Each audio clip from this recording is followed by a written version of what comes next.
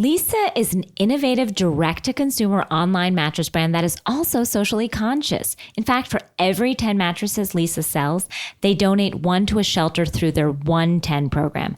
Not to mention, with a patented universal adaptive feel, Leesa is designed for all types of sleepers. And now Leesa has expanded its offerings to include the Leesa pillow, blanket, foundation, and frame. Try a Leesa mattress in your own home for 100 nights risk-free. Available in the US, UK, Canada, and Germany online. With free shipping, this 100% American-made mattress ships compressed in a box right to your door. Or try it at the Leesa Dream Gallery in Soho, New York, and Virginia Beach, and over 80 West Elm stores nationwide. Get $100 off when you go to leesa.com/housewives. Hear ye, hear ye. The two dopest queens to ever queen are coming to HBO. Gather round the TV and prepare thyself for the comedy coronation of a lifetime. Watch as the hilarious, smart, gorgeous, amazing Jessica Williams and Phoebe Robinson, aka Two Dope Queens, bring their hit comedy podcast to HBO in a series of 4 comedy specials starting Friday, February 2nd. Filmed in front of a live audience at the King's Theater in Brooklyn and directed by Tig Notaro, you won't want to miss this or you will literally regret it for the rest of your life.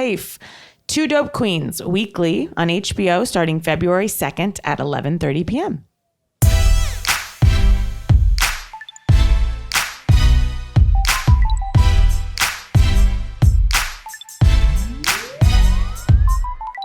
Hi, everybody. Hi. Welcome to Bitch Sesh. I'm Danielle Schneider. I'm Casey Wilson. Casey, how you feeling? I'm back. Back, bounced back. I wouldn't say better than ever. You're crawling out of the grave right Our now? entire family, everyone, Nanny, April, everyone went down. It was frightening because April hadn't gone down yet when she had appeared at my house the evening when you couldn't do it. April and I were like, we're in it. And April's like, oh no, the nanny just called. Other people have called. And it feels like that house is, we have to like set it on fire and wave goodbye. And so I'm like, I hope you don't get it. And I gave April some of my counterattack, which I stand by. And I sent her off into the great night. I got a text from her the next morning at 3 a.m. She's like, alert, April is down. April had gone down, as did her boyfriend in the middle of the night. Yeah, it took everyone out. It spared no one. Except for me. Except for you. I was terrified though. Like all day, any pang of like nausea I felt or anything, I was like, well, I'm just gonna it's been a nice run. Although, as you know, I'm, as always, trying to lose weight and I'm getting there. I'm getting somewhere finally. Mm-hmm. Thank you. But I finally got into my good American jeans, my Khloe Kardashian jeans. Fabulous. It's a strange jean and I don't actually think this is a comment on my weight, but the fly keeps just slipping open. It just slides down in gaping hole. And I'm like, and then the little zipper on the thigh is just like janky and keeps like sticking out. And I'm like, is this an expensive jean? Wasn't cheap. It was at Nordstrom's. Really? Yeah. How dare she then? I mean, I stand behind it, but they're very stiff. It's a stiff pant. And Which I was is hoping, not something I ever want to hear about a pant. No, and I was hoping, like, when I saw them advertised, I was like, oh, this definitely is what I want. Like, it's a little high waist, got a little stretch. Now, I shocked June so completely one time. What did you do? Okay, have I told this already? This is not ringing a bell. In my, I want to say mid 20s, but I think it was late 20s, I stumbled upon a jean company. Oh, no, I'm so afraid. That I urge everyone to try.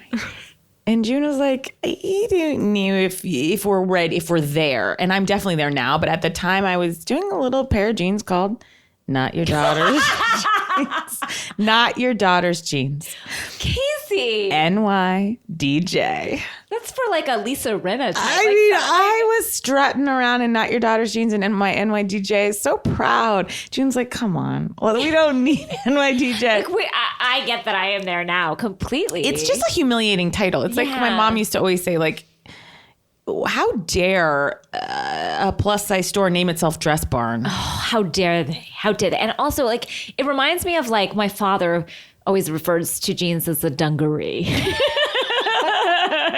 Yes. And pants as slacks. And these are the type of And a couch, a Davenport. Yeah, exactly. Like these are older terms. That, like, and that's what not your daughter's jean is. It's a dungaree. It's so sad. It's like, bitch, you ain't getting into your daughter's jeans. These are not they. It's like, how dare you think you could get into your daughter's jeans? It's what like, it should be it's called. Like, rest assured, you're good to let it all hang out because you're fat and old. I think it's actually for your daughters to be like, girls, don't get in these jeans.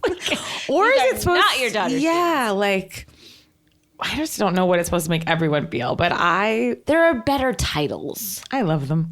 Now they're trying to just go by NYDJ, like a little more. That's like when Kentucky Fried Chicken went to KFC. They wanted to get that fried on out of there. Exactly. We'd like to do a new segment, yes, if you please. will. Which is that, and we've had you guys do something like this before, but we are getting so many great tidbits and so much good stuff. and really funny stuff that's sent to us. And I guess we'd like to play some of it on the podcast, just one a time. Yes. We're not going to take up a ton of time with this, but only the best of the best. The best of the best. Because I know sometimes you guys also complain, especially at the live shows, and say, oh, we didn't like this boots on the ground or that boots on the ground. Sometimes you're like, I love this boots on the ground. I'll remind you, we found out that Carol had a ghostwriter, guys. So we're getting information that's very good.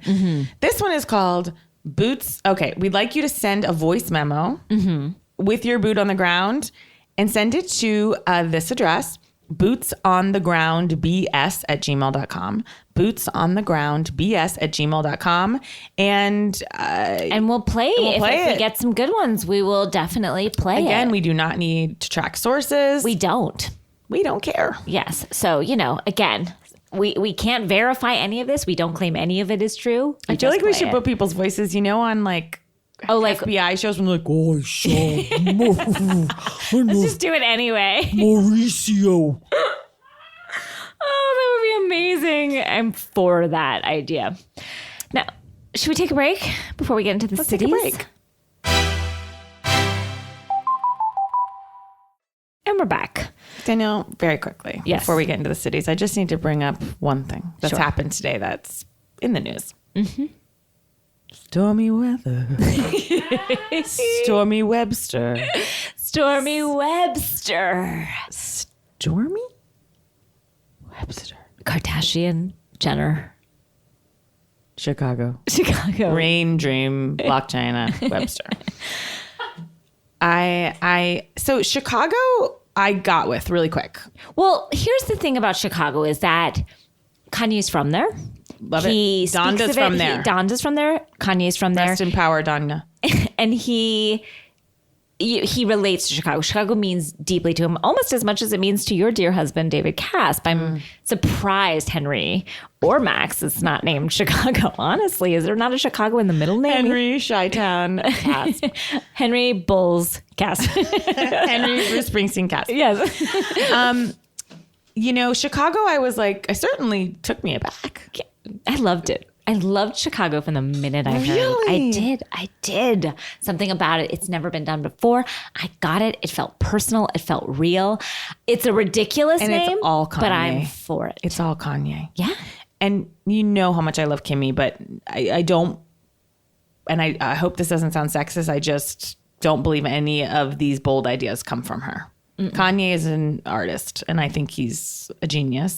Despite what you may think, I do think he is. I agree. And Kim is an amazing businesswoman. Yes. And she's executing them gorgeously. Exactly. Together, they are building this empire, and I have 100%. no problem with that. So we've got Chicago. I was like, okay. And then comes Stormi with an I. Much like Stormy Daniels, the porn star who has or has not accused our allegedly terrible leader of sleep, having an affair with him, Stormi. And then April pointed out, we're just trying to get our heads around the last name. Yeah. So it's Stormi Webster because Travis Scott's real name is Jacques Webster. What? He went from Jacques Webster to Travis Scott? Travis Scott equals Jacques Webster. And so there you have Stormi Webster. Why not stick with Jacques Webster? That's a terrific name. I agree. Why go to Travis Scott? I mean, we don't have all the answers, guys. Interesting. But what I do have all the answers in is a new show everyone must watch. Okay. I really wish I opened with this, Danielle, because I don't think I've steered everyone wrong. Maybe occasionally I've steered people wrong, don't but think so. I don't know. I feel like I brought You got you me guys on to Big Little Lies. Big Little Lies. I got everyone to Southern Charm. I had Dirty John before anyone did. I really feel like when I get into something, Girls Trip. You have your finger on the pulse. I I'm agree. not saying I'm, Oprah. No, you have your finger on the pulse of garbage. I'm sorry. Did I? Yes. The worst things possible. Between my sister-in-law and I, we will find it. We will watch it. Yes. Now, as you know, Vanessa Bayer has been emailing us up a Yes. storm wanting us all to watch Before 90 days. before the 90 Days Fiancé. So she's not even saying 90 days. She's like, fuck 90 days. Get on before 90 Day Fiancé. And it's all due to Vanessa. I watched it. Shira and Deanna are so into it. It is amazing, but it's like the fiancés are in different countries. So we're watching a woman have a reunion. There's a woman kind of like the Andy part talking to one half of the fiancé couples and the other one is on satellite. And there's a delay. Okay. And they don't even edit out the delay. So No? that one is not what I'm recommending. Okay. I am recommending a bold, brave, amazing new show. It has given me a skip in my fucking step, and it is called Seeking Sister Wife. Seeking Sister Wife. It's on TLC, I assume. Of course. TLC is just like, we don't give a good goddamn fuck. They're like, if we see someone that has fucking like 6 legs and and is like fat and wearing a bikini, they have their own reality show. It's shocking. Wow. But here comes Seeking Sister Wife. You ask, is it a sequel to Sister Wives? Or a prequel. It stands on its own 2 feet. How is that possible? Don't ask questions, Danielle. Let me just tell you one family. So I know what you guys are thinking. Like Mormons, they're crazy. Like kind of Some sort of religious sect. or Not the something beautiful like that. people. Yeah, this as we've seen in the original Sister Wives, in look, OG Sister they're- Wives, they're not, as you always say, why can't they're on TV? Get your makeup done. And as I've said, so there are 2 couples, of course, from Utah, and they're not much to feast your eyes on. Okay. It's not wish fulfillment. Yeah, But TLC is not in general wish fulfillment, right? No, but I'm obsessed with both of those families. But then the piece de resistance is simply an African American couple in Atlanta that are not Mormons at all, that simply want to add a third to their family. It seems like they just want a nanny. At the end of the day, she's the woman, and they're gorgeous, stunning couple. And they already have 2 kids. She's pregnant with a third, and she's like, oh, we got to get out there and date. What? And she's like, oh, we met this great flight attendant, and I don't know, the woman's going off on a date with her husband, and she's like, I just need someone to help me with the kids. I'm like, get a nanny. Her husband's gorgeous. Wow. It couldn't be more wild. Can I ask you something? Please. Do you think in this couple, because they're not sort of this sort of like religious sect typical, couple, yeah. yes. So do you think that that when she's dating this woman, she is dating this woman as well? Great question. They cover that extensively. Okay. She's not. And she has no problem sharing her man. She says that's the first question everyone asks her. She likes the idea of community. They had another woman living with them, and it fell apart because that woman wasn't open to a friendship with the wife. So she felt shut out, not because of sex, because of friendship. She's like, I want like a village. I want that village again. Get an au pair. Get a nanny. I get this. I get Really? this. Again, I don't want another woman sleeping with my man. I don't want that. But I get having that community of women around you. It takes a village. Let's raise each other's children. Like, I get that want. I think you're going to like Seeking Sister Wife. And maybe they're seeking you. Guys, do not walk Seeking Sister Wife. I don't feel I've led you astray. Okay. I'm hearing this. Danielle, shall we get into it? We have a very short episode today because we really only we are shuffling our papers as though we're Walter Cronkite. I know. I was literally like, all right, what do we got? The news. Diane Sawyer. Fit to print. At the news desk. I will say I was disappointed there was no Atlanta this week. Some of us aren't watching the goddamn Super Bowl, and Bravo doesn't know its audience. It's like during the Olympics. It's like, know your fucking audience, Bravo. We're not watching the Super Bowl. We will turn it on for the halftime, check out Justin Timberlake, and What then the go fuck was he back. wearing? That was A kerchief. unexcusable. In the city of Prince, to not deliver fashion and a great Super Bowl show is not Was in okay. what do they call it? A Canadian tuxedo? It was Just so jean on strange. jean. It was so strange. It was. His fashion choices, if you look back through the years, they've never been great. But that kerchief. I mean, I took myself and my son to Americana, an outdoor mall during the Super Bowl. I was like, this is my time to shine. I know. Out in places that are normally crowded. I mean, I had to go to a Super Bowl party just because Bravo wasn't on. Yeah. Like, what am I supposed to do? So I just took my daughter to a bounce house at a Super Bowl party, really, is what I did. And again, Bravo, to not put on Atlanta, shame on you. Well, they're leaving money on the table. Yes. We're all here for it. Who is watching this? Again, we will watch the halftime show and pause fucking Bravo. Shame on you. Wow, Danielle. Sorry, shame on your house. Speaking of Bravo, Danielle, I am doing Watch What Happens Live. This is very exciting news. I've done it twice before, but I haven't done it since we started the podcast. You haven't? I haven't. You know, I wonder who they'll put you on with. I'm very excited. Very excited. I'm doing it the Sunday after our live shows in New York. Very exciting. Wait to watch. I'll be watching. Thank you. I hope I'm on with anyone from Seeking Sister Wife. I don't think you're going to be. I would say choose another goal. Okay. Beverly Hills, Danielle. Bev Hills. This was an emotional episode. It's been sort of an emotional season for some of our regulars. It has. Like, I do feel there's something about the season, and I'm curious what people think. It's like there's not a center to it, like a person that's at the center. I felt like when, of course, Kim was on, it was like Kim and Kyle's kind of familial center. We've got Lisa Rinna off doing God knows what days of our lives. Clear your schedule. I want to say Bravo booked you for this show, not to do a fucking FaceTime in a limo. If everyone's going to go to that beach house potluck, you get your ass there. Yeah. Not to do a potluck for a beach trip. Now, this is what I found disappointing. Again, this is wish fulfillment. Okay. I'm doing potlucks at my house all the time. Got no problem with that. But we're not watching me. I am not on TV. Yeah. I don't want no potluck. No, and I don't want to watch women. And when Erica Jane said, like, I'm going to bring my Jell-O over. Her ambrosia salad. I was really laughing. Because she knows it's ridiculous. She was like, Teddy, wrong show. It's one thing to do a potluck down the street. These foods don't travel. No, if you guys knew, like, her place is in Manhattan Beach. They all live in Los Angeles. That's an hour drive in no traffic. Guys, you're not bringing something an hour. And also get a goddamn taco truck or something. It was so strange. That is a beautiful beach house. I do agree. It needs to be decorated better. At all. I mean, in general. But I couldn't abide by the two red Adirondack chairs and the two black. Yeah. Well, here's the thing. But that was a real misstep, Danielle. Oh, for sure. And get more. Got Lisa Vanderpump perched atop a wooden chair. Rent them. You have people coming. I have had people at my house before and not had enough chairs. I call up a little party pronto or whoever the fuck it is, and I rent some goddamn chairs like a goddamn human being. Danielle.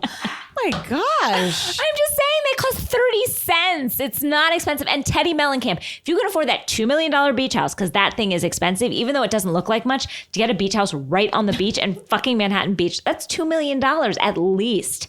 So if you're going to spend money on that, and it's your daddy's money because you ain't making it on this diet shit, then I'm in a messy mood. Danielle. Messy mood.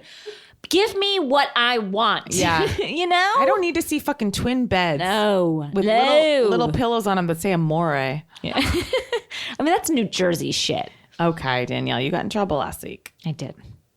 From talking too badly about New Jersey. I didn't even say anything. I was joking, you guys. And I make fun of Florida all the time, and I'm from there. So it's done with love. When we were driving to the beach house, I kept saying I felt my stomach was flipping. I'm like, I feel so uncomfortable with what this beach house is going to be. And I thought the whole episode was going to be about like what we've seen in New York, which is like Lisa Vanderpump doesn't want to take a twin. And I was just bracing myself for that kind of bad behavior.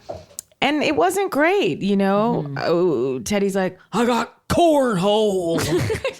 Teddy's like, dudes, cornhole. You really think Lisa Vanderpump's playing fucking cornhole? I saw bongos in the background, but it was not as bad as I thought. And it was beautiful. I thought everyone was on their best behavior, really. They had to be because Dorit and Kyle and Lisa were in this fight. Everyone else had to like acquiesce to Teddy, and like Dorit had to make nice. I love how they keep the balance. Like, Dorit's in this whole thing with Lisa Vanderpump, so she has to go and hug Teddy to keep her on her side. And Lisa Vanderpump suddenly like confiding in Lisa Rinna on FaceTime. They're all playing like Stratega. Do you remember that game? Like growing up? Oh, anyway. See the Not Your Daughter genes of games. But it's just like, yeah, they're all just strategizing all the time. Like it's always about like having this many men on your side. And you know what I mean? Yeah. Like it's having the most like people in your arsenal. Basically. And this is a weird waters we're walking into, this new storyline about Kyle Vanderpump and Dorit, this threesome. Yeah. And Deanna Chang was just watching the show with us, and she said it best. She said, 3 isn't easy. No. And they need to learn that on Seeking Sister Wife. 3 isn't easy. But it's also the magic number. It is like and I'm not being articulate about this. What? Biblically, it's magic. There's something magical about it. Like when you get 3 of something together. Like you mean April. Yeah, exactly. And also like the No, rule April's of threes, in comedy. And like there's something about 3 that's like a perfect number. I think. I don't find it perfect. No. When I saw Kyle and Dorit and Lisa at that was a crazy scene. Yeah. And through it all, Dorit fucking kept her leather jacket perched upon her shoulders. It was so gross. She's always going for a look, even more than Erica Jane, because Erica Jane is like really going for it. and pulling it off and kind of in the look. And sort of having fun with it. Dorit is taking it all very seriously. I did like Dorit's necklaces. Oh yeah, she looks beautiful. As Deanna said, they all had a very engaging necklace story in that scene. Yes. That, you know, I thought Kyle, as you said, is aging backwards. Oh, every season she looks better. I know. Although, oh my God, when they flash back to that scene, and I don't even remember where it was. Were we in Italy?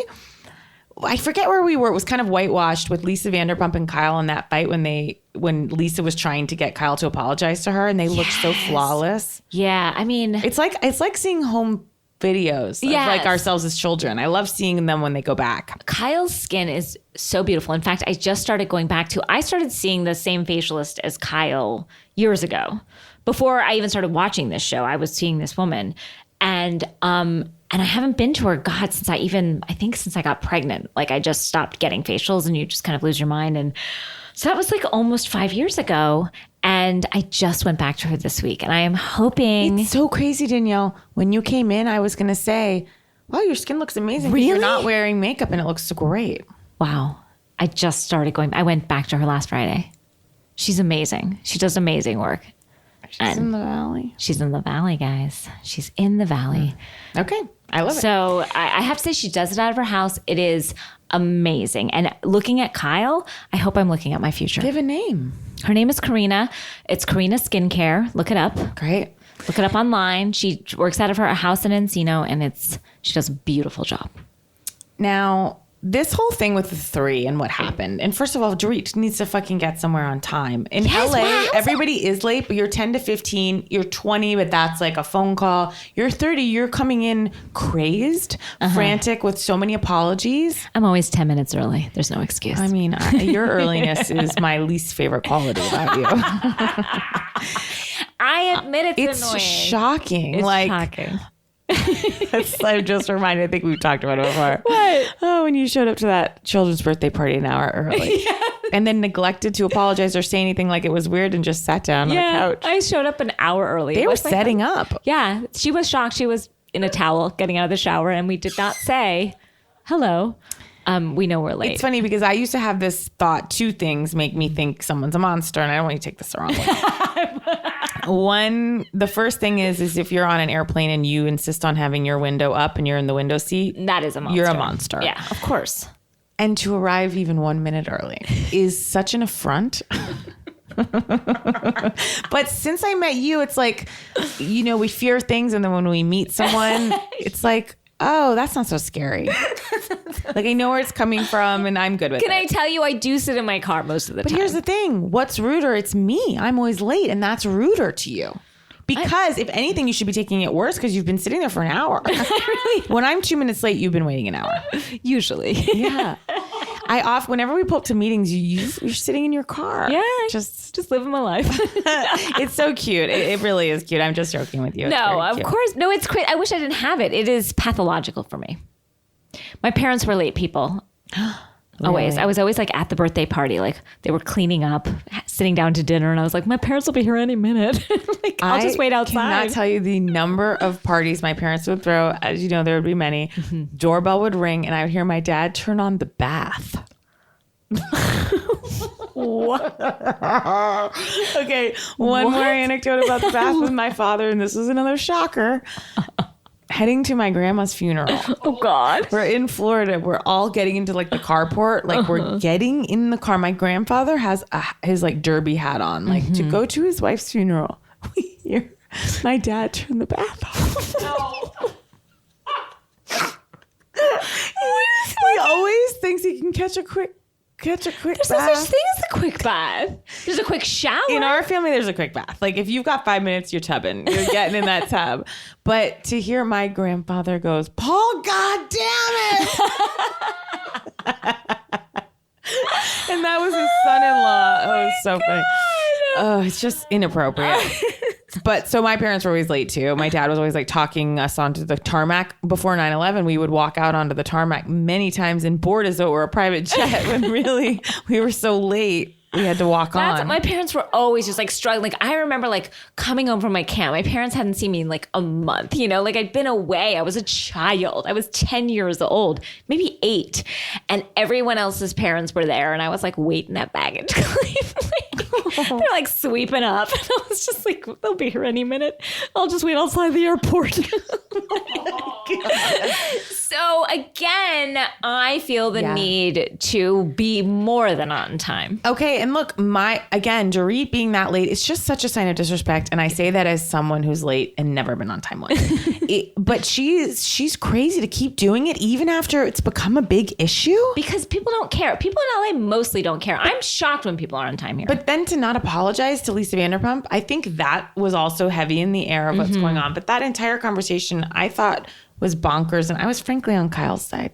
I was too. The only thing that I was a little bit on Lisa Vanderpump's side, Lisa Vanderpump was immature and silly to have walked out. Like that's who walks out of a restaurant for something like that? And Kyle was crying. Yes, exactly. So go to her. But the only thing that I just a little bit support Lisa Vanderpump on was that she was so relieved that this lawsuit was over. And I think she wanted everyone to bask in it. What more can we say? But she felt so relieved. She wanted everyone to bask in it a little more. I think but I don't think people knew it was such a big deal to her too, because she doesn't let anyone in on anything. But I don't think it was about this lawsuit is done. I'm so relieved that my husband and I are moving through this. I think it was like the attention's not on me. Yeah, agree. So I kind of think it was somewhere between what Kyle was accusing her of and what Lisa was saying. Yes. You know, the truth lies somewhere in between. But I do think Vanderpump is so jealous. She's ruined friendships. She's ruined lives over it. And I do think she's much harder on Kyle. I agree. I think she is too. She holds Kyle to a higher standard. It's like she's her sister. And so she's meaner to her. She loves her more. She gets hurt easier by her. And she tries to hurt her in a way you do with a sister. Well, speaking of sisters, like I once went to this couples therapist who listened to us both talk and then finally said, this is just like the plot on top. Like we need to go deeper to what is the triggering issue from both of your childhoods, because we're just playing out that play every time we fight. And you might have it might be a different scene, but that's what's really at the root of all this is like the one big issue we all have. And I feel like with Kyle, what I was seeing play out is like it was not Dorit and Lisa there. It was Kathy and Kim. Well, that rule of threes also goes to her and her sisters. I mean, that relationship is so deep. It's so deep. And I don't, obviously I'm not in it and I don't know what goes on, but I do feel because of Kyle's success in so many different realms, just with her marriage and then her husband's business and her business and how beloved she is on the Housewives. She's the heart of that show. And she has now a television show that's actually seems more of like a tribute to her mom and family. But I do feel like the other sisters, all they can do is just gang up on her. Like the only power they have is to exclude her. And so I do think that's very triggering for Kyle. Oh, I think so as well. I think that river runs so deep that we're going to be digging that one out for a long time. Old Man River. He just keeps flowing. Something like that. Should we take a quick break? Sure. We're back. Why? After singing a little showboat. You're welcome. Why did Camille arrive? That's always a question at the tip of my Deanna tongue. said the best. She goes, ugh, Camille, she takes from me. She takes from me. She takes my precious energy and lifeblood. Always seeing her sort of like struggle out of a limo in a high heel that's inappropriate for the occasion. And taking photos of a sunset when you're being filmed? When you have your own like mansion in Maui and Malibu that you take these sunsets. I mean, I don't know. That said, I do feel for Camille. You know, I feel like she's been through it these last few years with terrible boyfriends, and she had cancer. Like, so much has gone wrong for Camille. That said, do I want her on my television screen? No. But I do feel for her. I'm glad that she can appreciate a sunset. I actually will say when they were all sitting out there having drinks, I've never seen Lisa Vanderpump apologize like that. She did kind of soften and apologize. She has. I've never seen that from her before. That was pretty, I liked that. It is an emotional season. You're right. That little chair. She was like, I cannot sit in this little chair. I'm uncomfortable. And she was so uncomfortable that she apologized. It's so funny. April and I were talking before the show, because I'm dropping into Vanderpump now more. And again, I don't know, of course, Max from Mariana's brother. So I'm not saying I'm a historian. But April was saying is like, there's like a devil and an angel. She's an angel on Vanderpump Rules. And I love her on that show. Yes. I love the role she plays. I love how compassionate she is to like Stassi, and when they're crying, it's so beautiful. On Real Housewives, I'm like, fuck off. Like, she's so annoying. I think she's at her best. She's at her most beautiful. She's at her most powerful when she's in control of the situation. And with these little like moneyless little paupers that are like sitting around her restaurant, she's in control. She makes the rules. They live or die because whether she fires or keeps them. Did you see when Katie blew up that air mattress for Swartz's brothers? Yeah. Those brothers. Those multiplicity brothers. Those brothers. I gasped when I heard of them and then saw them. I mean, it's Michael Keaton and multiplicity. It was just shocking versions of each other. So sad. I know. They were sweet, but... Oh, they were adorable, sweet little men, but... It was tough. It was unexpected. And again, because we had missed some, and I think that the triplets had come before. I'm sure people have seen them. I don't need to hear how many times they've been on before. They were new to my eye. Yeah, exactly. We know we're coming in late to Vanderpump. Let us get on the train and don't get mad at us for not being on earlier. Wow. Back to Beverly Hills. Erica's pigtails. I wrote a lot about that. I said, I don't want to be ageist, but this look is making me nervous. It looks like, so I did a movie with June that we wrote and starred in called Ass Backwards. Yes, and it's great. You can get on iTunes. Thanks, Danielle. And it's a big satire, but my character looks like Erica Jane, and it's like a wild look. The overdrawn lips. There's just something about that particular look that makes me... Well, I think even June had said it episodes back where like she doesn't like when women who are supposed to be women wear childish things. And I know Erica's doing it so tongue-in-cheek, and even those little like fur balls that were in her hair this week. Those little red fur balls were, I don't know. You know what I love though? I love Erica's enthusiasm over Lisa Rinna's daughters. I think it's so sweet. It's very sweet. No one else is like, she doesn't have any jealousy about it. I think in the past, people have been jealous in a way of Yolanda's daughters and other things. And Erica doesn't have daughters. No. It's just cute. She has a son who's a cop, and she's very supportive of that. Now, you said something, Danielle, that is hard. This one, guys, turn it down if you don't want to hear it, because this isn't good. What did I say? And I've said it before, but I guess hearing it out of your mouth, it was really tough. You were like, Amelia is not quite. Then you trailed off and you said, which I've also said, not everyone's a model. Why do we all have to be models? Yeah. Some of us simply are not. Now, look, she's 16. Who knows what's going to happen? But at the same time, like, why do we all have to be models? Just because your sister's a model doesn't mean you're a model. I'm not a model. I'm not pretending to be a model. I don't think I need to be a model. I will say, speaking of threesomes, that's a threesome I could have watched for 10 more hours. Lisa Rinna, Amelia, and Delilah. It's such a fun combo to me. It's like Lisa Rinna is so full of like madness and craziness with the other women on the show, but seeing her with her daughters playing the like exasperated mom, like like the suburban mom, like get your permit. I love it. But you also said something which is like, Lisa Rinna, I don't want to go over your schedule anymore. And I know you've agree booked with out that. for days. I know you're doing days for 3 days, and then I know she had the middle. Yeah, she did have. We the didn't middle. go to set with her on that No, one. we sure didn't. But like, we don't need to know your schedule. But yes, I feel like we're always scheduling with her. I know. We're always like, okay, I'm going to QVC. I got to go to Delaware to Gotta do QVC. get on days. It's like, how about do the show you're being paid to be on that I'm watching you do now? Exactly. I don't need Please. to know. I could tell you my schedule. Nobody wants to know. Nobody cares. Now, Dorit's beachwear, I loved it because it reminded me of a little lady that used to grace our presence A little ditty. named Phaedra Parks. It had shades of it, was it not? Whew. I mean, we didn't have quite the like, we didn't get as much, kind of like skin in there. I know. But It was. Now look, I'm sure it's been covered a bit last week, but Dorit's breasts. I mean, think it's been covered at I all. could write a book. I could go on. What the fuck is happening? What do you mean? What's your... What do you mean? They're fake. They're at her fake. jugular. Yes, they're fake and they look They sit insane. atop her shoulders. Yes, They're well, so high. Honestly, like she needs a bra to push them down.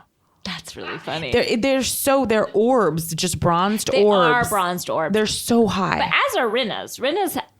Not like No, this. you don't think This so? is crazy. I still can't get my head around Dorit's hair. And I know you're saying they're all wigs, but which ones are wigs? The real hair was at the big scene, the threesome scene. You think so? Yeah, I do. And it looked cute. Yeah. Well, I'll tell you, a wig was when we flashed back to that strange lunch she had with Lisa Vanderpump in that white button-up, That short. Sia-esque, kind of looked like who's the guy from Dumb and Dumber? Jeff Daniels in Dumb and Dumber. You said something to me tonight that I don't know that I'll ever get over. And I'm going to take you to task on this and defend yourself. You said to me tonight, I really like PK. Because I do. I don't know what this has to do with this, Casey. Because I do. Casey. I thought he was fun tonight. When they had that little strange little when he was telling his wife what was that little figurine that Dorit that made was of that herself? little Barbie doll, that little like sort of like precious moment figurine of her and her family where the child's head fell off, the daughter's head fell off. I thought he was really fun with that. And I don't know, just sitting there watching him like rib Dorit about her singing, and then the camera just like flashed him at one point. He was just sitting like so calmly and serenely. And I don't know, after he wept seeing his parents on the boat, I have, no pun intended, turned the tide with him. Let me ask you a real question. I want you to answer this from the bottom of your heart. Are you attracted to him? No, Okay. I'm not. Okay. But I think he might be a good guy.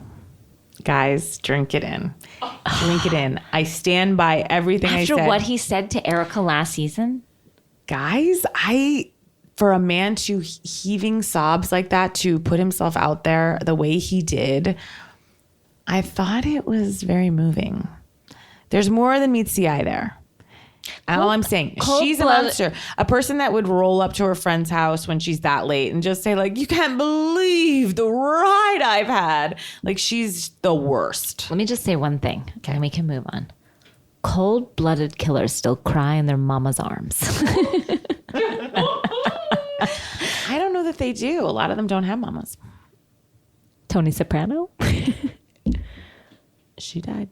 Not until the end. You haven't seen The Sopranos. Seen it all. You did finally watch Of it? course. I'm obsessed, and I was running around like 2 years ago, I was like, David, I was like, have you seen the finale? I was like, what does it mean? He's like, people have been talking about this 12 years ago. He's like, you sound embarrassing. I was going up, grabbing everyone I could grab. I'm like, have you seen this show? This little show. Yeah. No one's watching it. It's a little gem, a hidden gem. I'll tell you, my favorite part of that show, Tony Soprano's sister.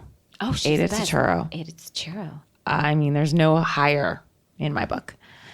That's a sidebar, guys. I don't know if I have much more. I don't have much more on Beverly Hills. Do we move on to Atlanta? I mean, not to Atlanta, to Vanderpump Rules. I only have 3 things. Okay.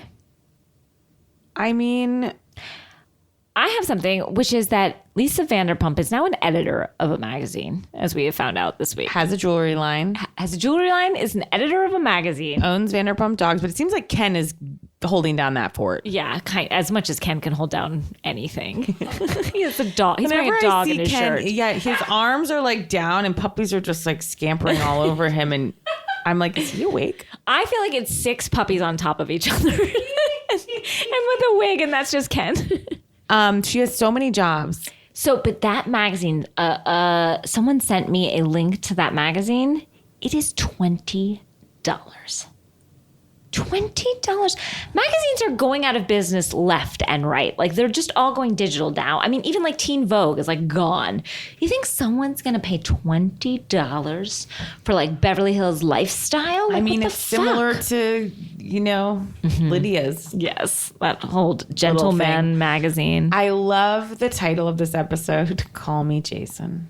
Call me Jesus. It's like Call Me By Your Name, poor man's version. I love Jax just screaming, I was 30 minutes late. It was 30 minutes. Like, that's a lot. That's a long time. Why can't any of these people be on time? I gotta say, Stassi's so tough. She's tough.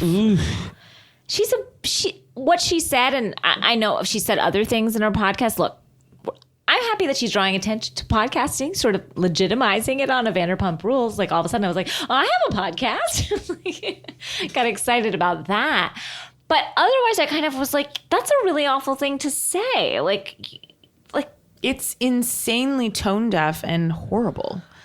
And then and for the her to fact be that crying, she cries like, and makes it about her, I was just like, And by the way, that is probably the worst thing I've heard her say, but I've read, of course I've never listened, that she said so many crazy things about like the Me Too movement. yes, I read about that as well. Like, she's one of those fucking people that's like, just leave. Yeah, like, why can't you get out? No one's made me suck their dick. It's like, well, there's stuff. Yeah. But that's not right, and that's not true.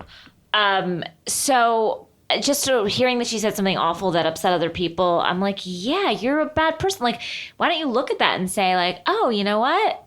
Maybe if enough people said something, I should look at my tone deafness. Search inside. Tell you what was hard for me to look at. What? It's that section with Katie.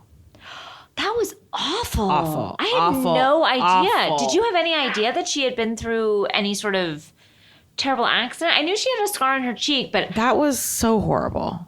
I had no fucking It was clue. horrible. Her jaw was wired shut. What was that footage from? It's like a don't nightmare. know. It's like a fever dream. It was awful. I was like, I just had no clue. I had no clue. Again, we've been I out thought of it needed a trigger warning. It was shocking. It was definitely shocking. But again, and maybe some Vanderpump Rules fans that have been going with the show longer than us, has that been spoken about before? Did we know about this? Was this the first time that this has come up? I don't know, but it was so, I felt so bad. Horrible. Is she still not my favorite character? Yes. But I do have stronger feelings for her now in terms of like, oh, she's been through some shit. She fell through a skylight, Danielle. How the fuck does that happen? Like, April. April's. It's not funny, April. It's horrible. But no, she fell through a fucking skylight. That's insane. So I'm curious, like, I do have more like, oh, she's been through some shit now. She's not just some spoiled little, like, is her behavior still super mean to Lala? Yes. That doesn't excuse that. Is she still in a terrible marriage? Yes. Is Schwartz still the worst? Yes. Yeah. Is he still never going to make anything of himself? Yes. All these things are true. All these things. That said, I do have, she seems like a more rounded person to me now. I'm like, oh, she's been through some shit. Mm-hmm. And bravo for coming back from it. That's something. Wow. Another thing, I said, this is something I said, what is the history of Schwartz's brothers? They make me sad. And that's just... They all live apparently with their parents. They do? All three. How old are those men? They look to be at least 30. Yeah. Am I wrong? No, they're, yeah, you're not wrong. Jesus Christ. Also, and this was tough to watch, poor Max behind the bar again. You know, anytime, and it was Max. I know. And Lisa's like, Max, get behind the bar. And he's like, all right, mommy. She's always telling him to get behind the bar. Oh, straight away, mommy. All right, mommy. Are you going to furnish me a condo? I always bring me shaker with me because I know I'm going to get behind the bar. I got some cherries, mommy. I got some cocktail napkins in my pocket. Straight up. He wakes up in the middle of the night. Shaken, not stirred, mommy. Who wants a cosmopolitan, mummy? Where's Pandy, mommy? Pandy's behind the bar, just like delegating. Pandy's like on a river cruise, like living it up. Like being the dream, and he's just behind the bar at the river cruise. Oh, mummy, so of course I'm going to go on behind the bar. He's like, boy, I thought I was invited to this party, like, mummy. Get to work. I thought I was a regular guest. He's like, she's always making him like just keep like one of those like stirrers in his pocket. So sad. So sad. Well, that's really all I have to say this week, guys. That's all I have to say. I want to give one shout out. Please do. If I can. I received a letter on behalf of the podcast from a Janet Percio. I believe that's how you say it. Percio? Not sure. Mm-hmm. Percio. And her sister Erica. And it was a really beautiful letter and it touched me. It was so sweet about the podcast. Mm. I also want to tell everyone there is no podcast next week, but we have 2 the next coming weeks. That's Valentine's week. Valentine's Day, guys. So no show next week, but then the week after we're doing our live show with Jerry O'Connell, which we're very excited about. We have a lot of little surprises up our sleeves that we're working on. Yeah, and then the week after that, Brian Safi is coming on. We have some great... We have a lot to be thankful for. Lots to be thankful for. So have a great Valentine's Day week next week, and then we'll be back the week after. We'll be back. Bye. Bye. Hi there, this is Paul F. Tompkins, the host of Spontaneation, a comedy podcast where some comedy pals and I improvise a brand new story every single week. And for February, we are celebrating Black History Month with African-American guests and improvisers all month long. You will hear some of our old favorites and some of our new friends. We'll have people like Nathan Lee Graham, one of the most beloved Spontaneation guests, and LeVar Burton, who has never done the show before, and we were thrilled to have him. Plus, a lot of your favorite improvisers like Tawny Newsome and Carl Tart, and some new folks that are new members of the Spontaneation family. So, listen to Spontaneation on Apple Podcasts, Stitcher Premium, or wherever you listen to your podcasts. Black History Month. Get into it!